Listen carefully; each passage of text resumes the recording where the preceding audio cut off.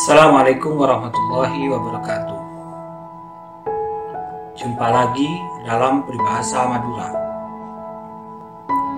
Kali ini pertemuan ketujuh.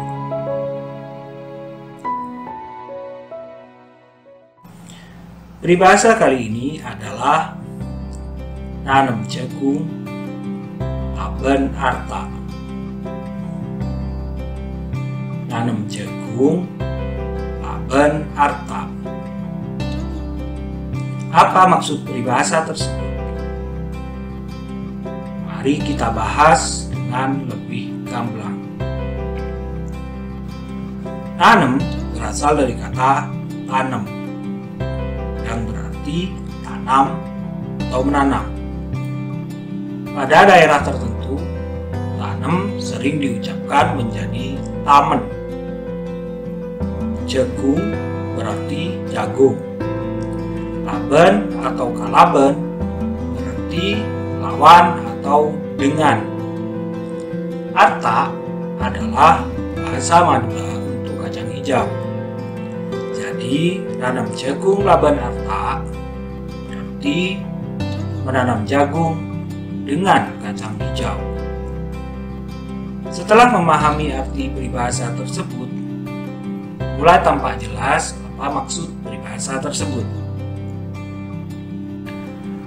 Kata kunci dalam peribahasa tersebut adalah jagung dan kacang hijau. Kedua tanaman ini ditanam pada satu lahan bersamaan. Titik penting dalam perbandingan keduanya adalah fungsi dan harga. Jagung berfungsi sebagai tanaman utama dalam lahan orang Madura, sedangkan kacang hijau hanyalah tanaman sela. Meskipun tanaman sela, harga kacang hijau jauh lebih mahal daripada jagung.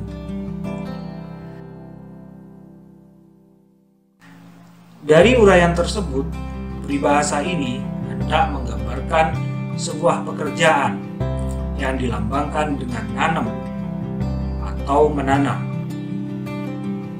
Pekerjaan tersebut terdiri atas pekerjaan utama yang dilambangkan dengan jagung dan pekerjaan sampingan yang dilambangkan dengan arta atau kacang hijau.